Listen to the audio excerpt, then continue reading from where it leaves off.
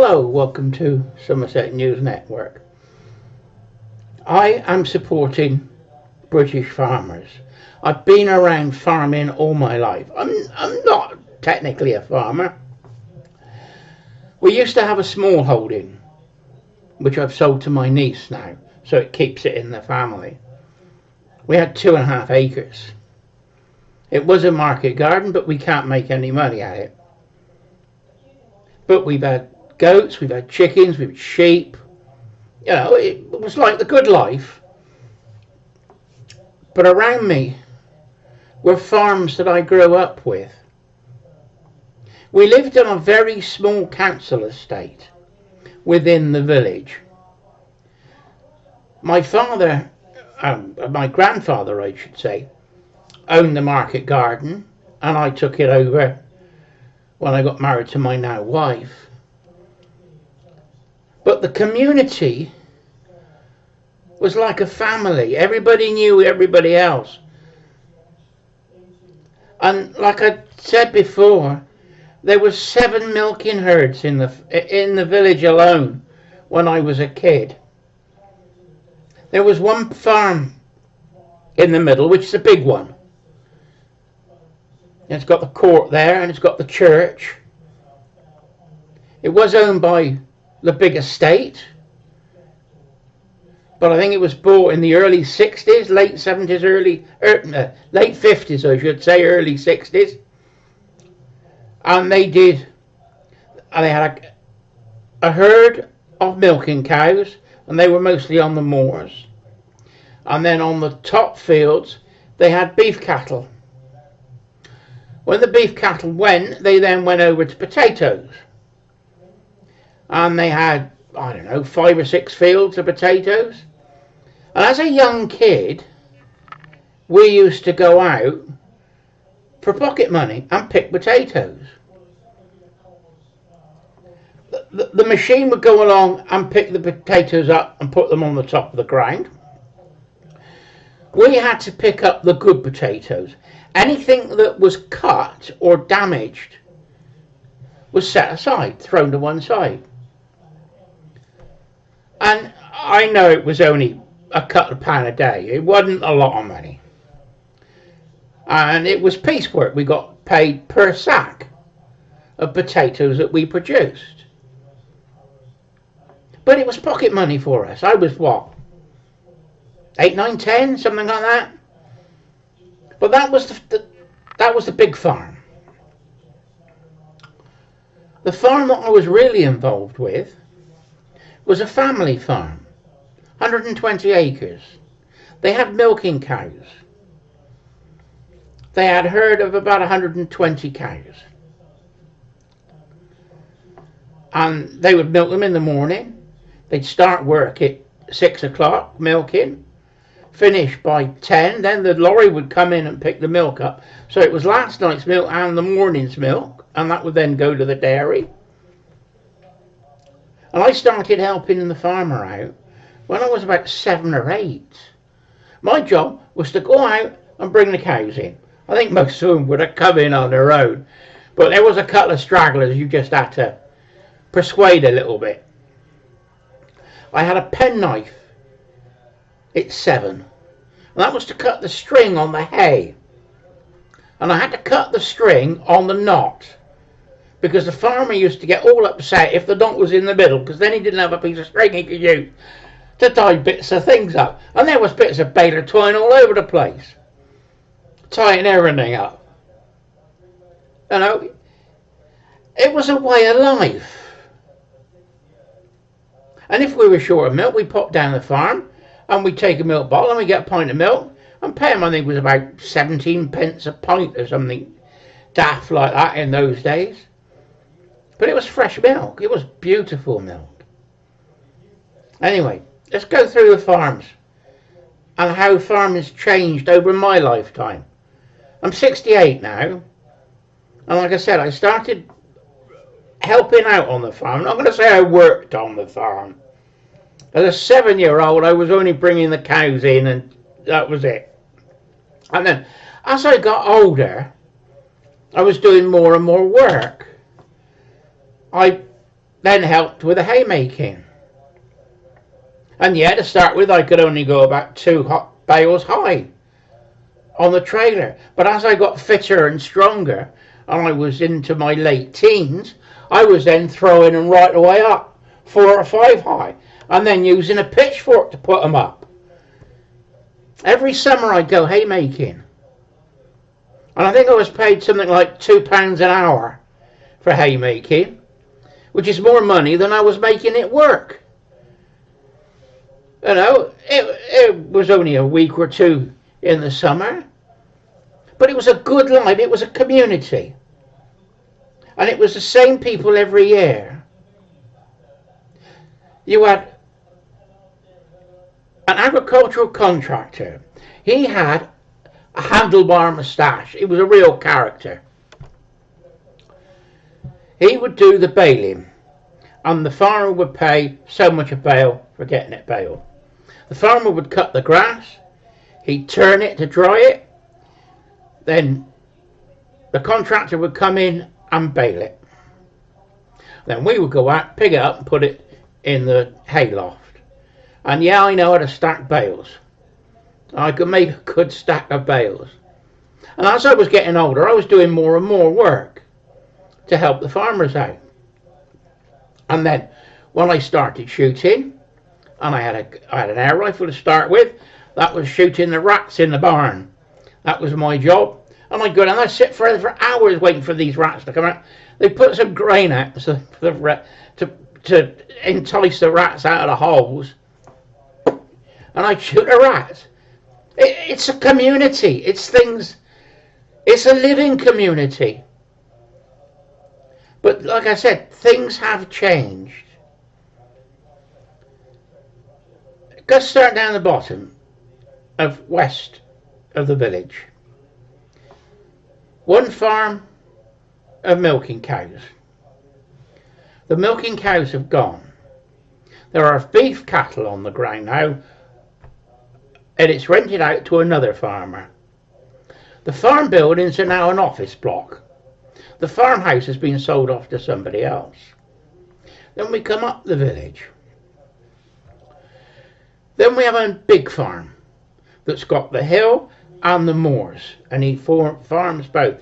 He has still got a herd of milking cows. His son is now sort of working the farm more than he is. He's sort of semi-retired. But to make ends meet, he can't make money on the milk. That's just turning over. He's got antique cars, and he does weddings and things. And that helps the farm and the income. Then there's a little farm. So old farm buildings.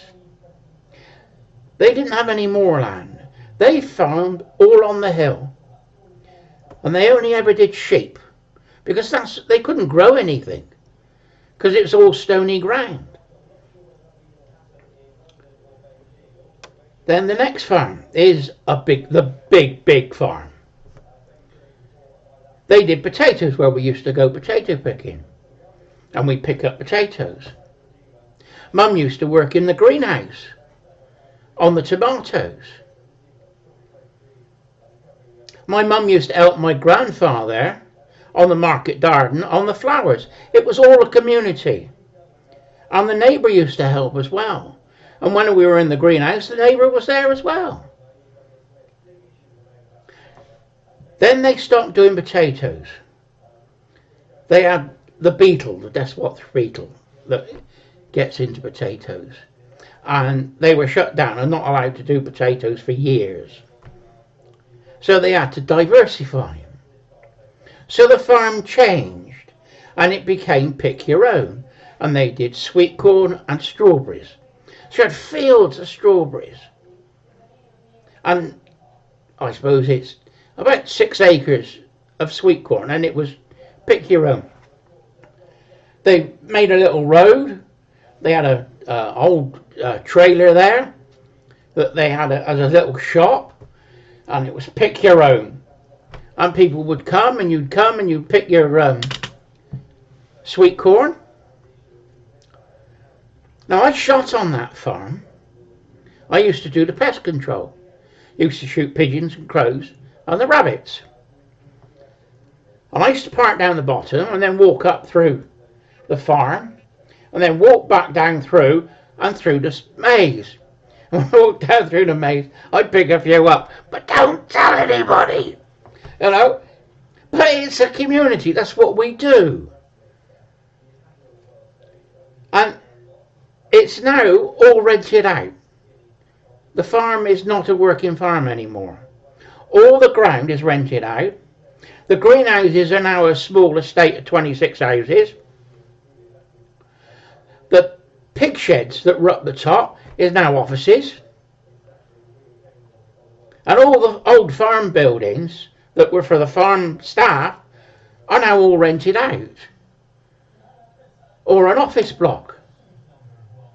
So this is how farming has changed over the years. Then there was a little farm that had a small herd of Jersey cows, and they used to do Jersey cream and Jersey butter, and that was wonderful. It was a little bit more money than you pay in the shops, but it was beautiful stuff off these Jersey cows. That's now doing small style beef cattle. Then you've got the farm that I worked on. 120 acres, family farm. Farmer now is not got rid of the herd because they couldn't make any money on the milk. The ground is now rented out to 2 or 3 different farmers. They got sheep on the hill, they got beef cattle in a couple of other fields, and they do maize and maybe grain. One year, to make money, the farm actually did cannabis, hemp. They had a field of hemp. And that was on the news and everything. You know, farmers diversify. But they've still got the ground.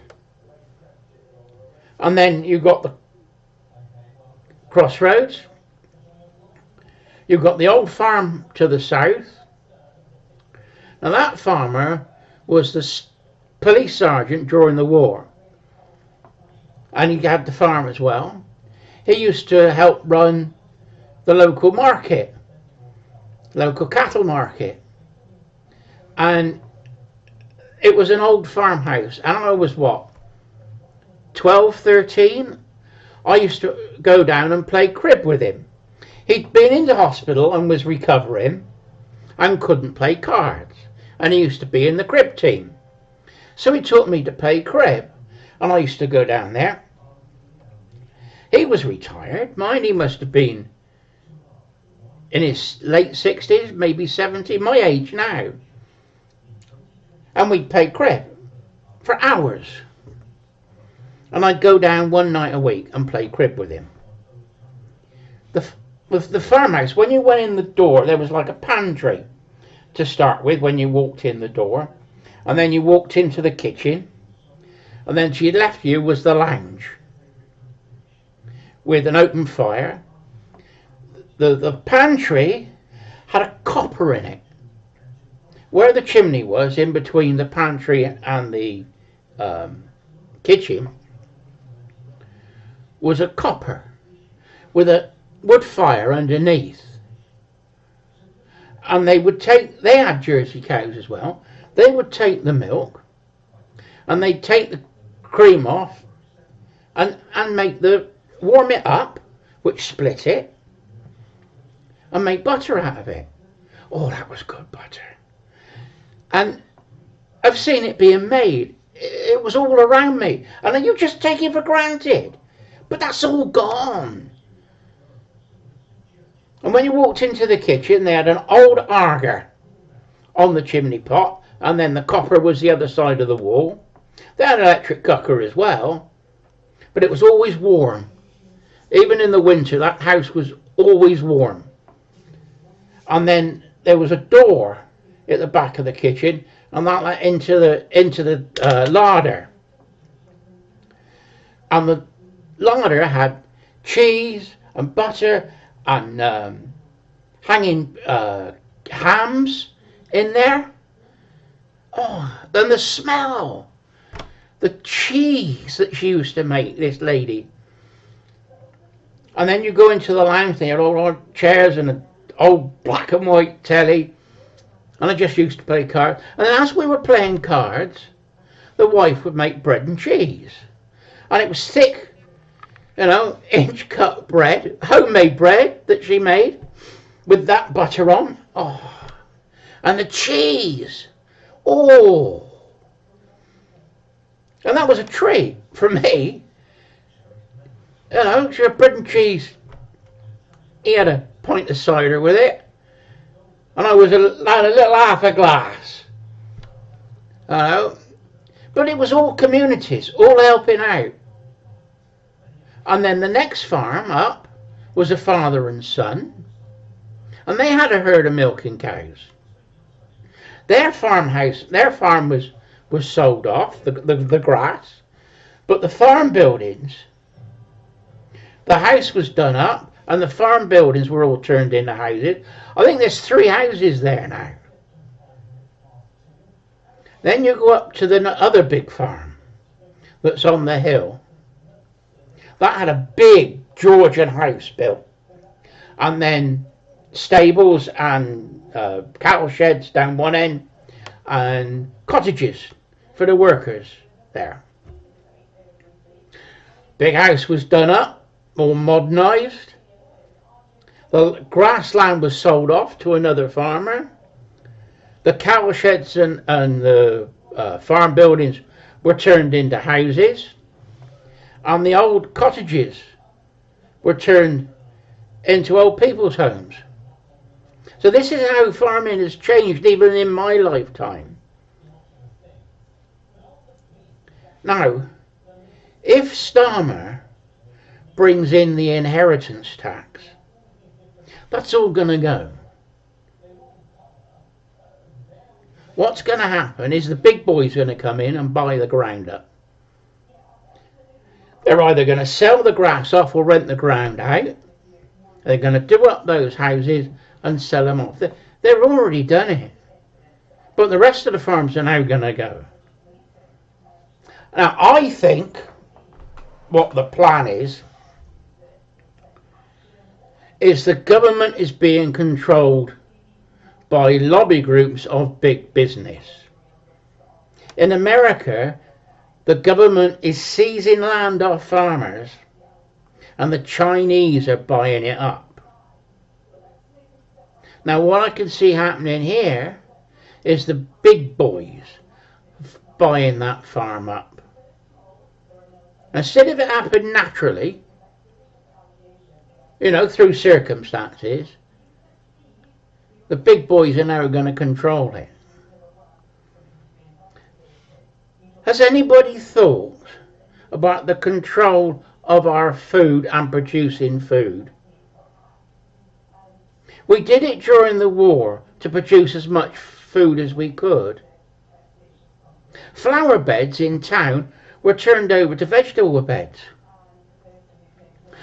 My small ground that I had, that was my grandfather's, that was a market garden, he did strawberries and flowers and vegetables. During the war, he was not allowed to grow flowers. It was all scrubbed out and it was all vegetables to feed people. And the farms that I used to help out on, my grandfather used to do the rabbiting. Because when we took over the sheds in the house, there were snares there. And those snares was what he used during the war to catch the rabbits. And when he was taking the vegetables into the market, into Bristol, he also take the rabbits in as well. Now the rabbits weren't on ration.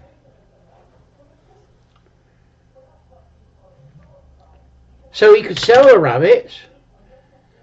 And the other thing that wasn't on ration was onions. And if you had under an acre, You weren't controlled what you grew by the ministry. So my grandfather's land was split into 3. So like I said, it was 2.5 acres. So my grandfather had 1/3 of it.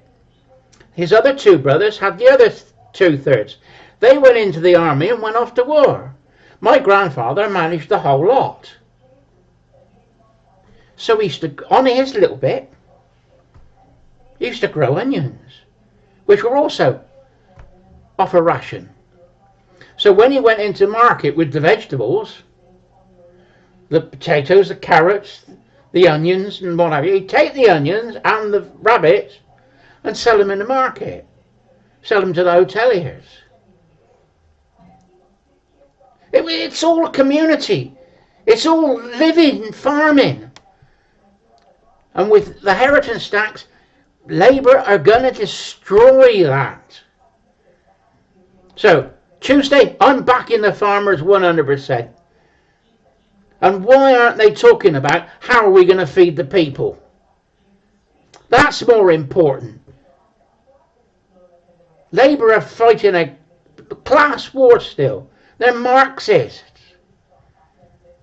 And if we aren't careful, we'll turn into a dictatorship. Anyway, that's me over for today. I just thought I'd tell you a history of our little village. And sort of, it's a way of life. And that's just gonna go. Anyway, Ian, Somerset News Network, signing off.